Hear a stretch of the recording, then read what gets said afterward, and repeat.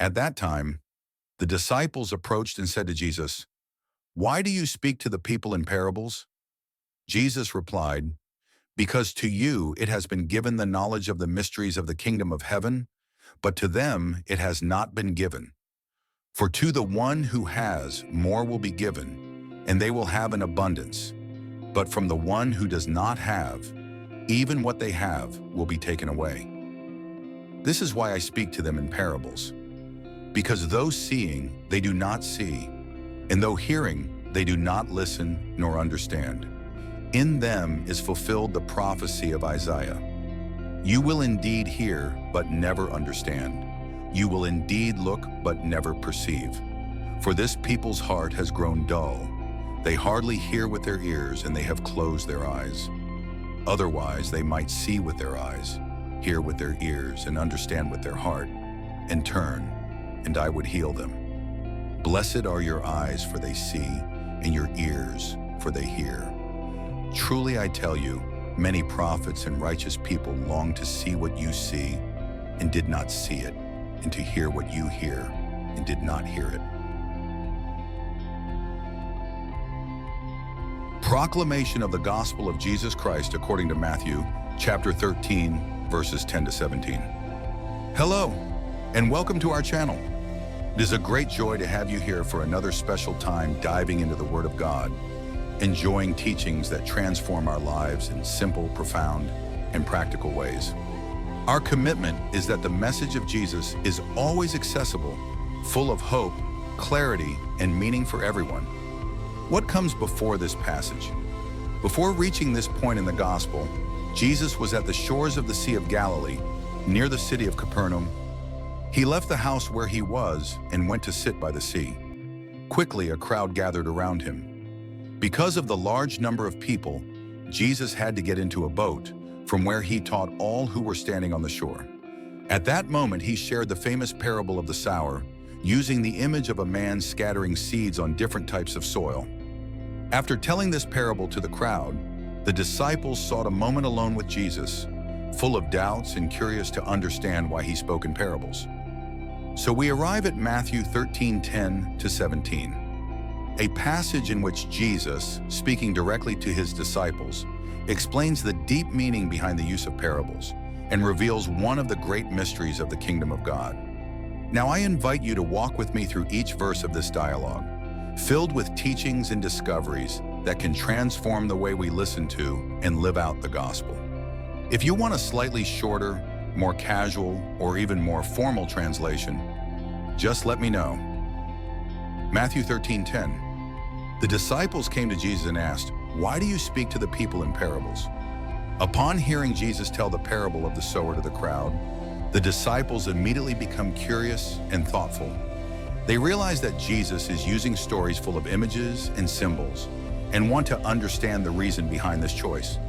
For them, it's clear that there is something deeper and more mysterious behind the parables, something that goes beyond simple words. The gesture of going to Jesus and asking him shows not just curiosity, but a real desire to dive into the true meaning of his teachings. This moment is also a great example for us. It's not enough to listen from afar. We must draw near to Jesus, ask questions, and seek a deeper understanding of faith. The gospel teaches us that no one understands everything right away, and that's okay. Having humility and a willingness to learn, bringing our doubts to God, is the attitude of a true disciple. So the path of someone who follows Jesus begins right there, with the desire to seek more, to listen attentively, to always grow alongside the Master. Matthew 13:11. He replied, "Because the knowledge of the mysteries of the kingdom of heaven has been given to you, but not to them." Jesus makes it clear that there is a difference between simply hearing and truly desiring to know the kingdom of God. For the disciples, those who choose to walk with him, ask questions, and do not settle, the mysteries of the kingdom are revealed because they are open to discovering and learning. In the gospel, when it speaks of mystery, it is not something reserved for a privileged few, but rather something deep that can only be understood with a sincere and willing heart. Those who are in the crowd, listening just out of habit, curiosity, or temporary interest do not yet access this depth, the kingdom of God remains something distant, almost like a riddle. Jesus teaches us that we need to seek closeness and intimacy with Him, for only then can we understand the true meaning of His words. Hearing is not enough. What matters is the desire to dive beneath the surface, to ask God for a new perspective, and to live in constant openness to what the gospel wants to teach us. Matthew 13:12. For whoever has will be given more, and they will have an abundance. Whoever does not have, even what they have, will be taken from them. At first glance, this saying of Jesus might even sound strange, but it reveals the natural movement of spiritual life. Whoever has an open heart, humility, and a desire to grow ends up receiving more and more. More faith, more understanding, more of God's grace. What we already have, even if it is little, increases and becomes spiritual wealth when it is well cultivated and sincerely desired. But those who close themselves off, listen just to listen, or live without true interest, end up losing even the little they have. They end up lacking faith, hope, and meaning in life. The secret is to keep within yourself this thirst to learn, to serve, to love, and to seek God sincerely. Whoever has this desire is never left empty. That's why Jesus invites us to value what we have already received. Keep our hearts always open and ask God each day for more light and understanding. Faith is like a seed. It only grows and bears fruit if we care for it, nurture it, and never stop seeking. Matthew 13:13. This is why I speak to them in parables. Though seeing, they do not see. Though hearing, they do not hear nor understand. Jesus uses parables precisely to stir people's hearts, to make them awaken and truly reflect. Many people witness miracles, hear the word, but cannot see it all with the eyes of faith. God's message even reaches them, but does not penetrate or transform their hearts and feelings. This is the danger of hearing too much, yet not changing anything, of becoming accustomed and losing the ability to be surprised or to look within. Parables are like a door. Those who have the courage to enter discover wonderful treasures, but those who stay on the outside do not experience the real value of the kingdom. That's why it is essential to listen with an available heart, wanting to go beyond the surface and allowing the Word of God to truly transform us in the way He has dreamed for each of us. Jesus speaks in parables to shake people's hearts, provoking an inner searching and a true desire for change. Many people witness God's signs, hear His words, but do not see with the eyes of faith, letting everything pass without allowing the message to transform their feelings, decisions, and attitudes. There is a risk of always listening, but becoming stagnant, accustomed, without letting oneself be touched or without a genuine desire to truly change. Matthew 13:14. In them is fulfilled the prophecy of Isaiah. You will be ever hearing but never understanding. You will be ever seeing but never perceiving. Jesus reminds us that the problem of hardened hearts had already been announced long ago by the prophet Isaiah. Since ancient times, God was warning His people about the risk of hearing His voice and seeing His signs, but not allowing that to truly transform their lives. The prophecy of Isaiah clearly shows this reality. People who practice religion as a routine, who listen and see, but everything stays on the surface without bringing about real conversion. Even when faced with the very gospel, there are many who hear the words and witness miracles, but remain indifferent or complacent without a true desire to change.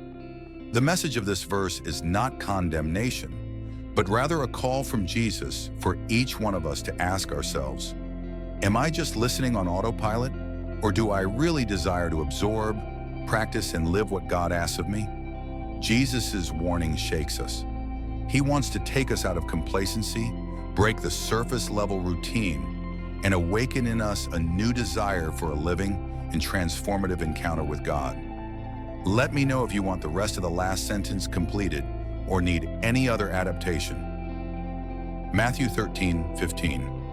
For this people's heart has become calloused, they hardly hear with their ears and they have closed their eyes.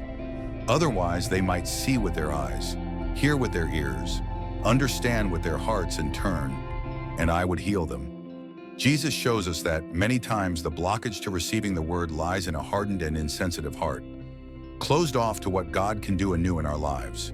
When we become indifferent, we lose the ability to feel compassion, to be moved by God's love, to marvel, or even to feel indignation when something is not in accordance with God's will.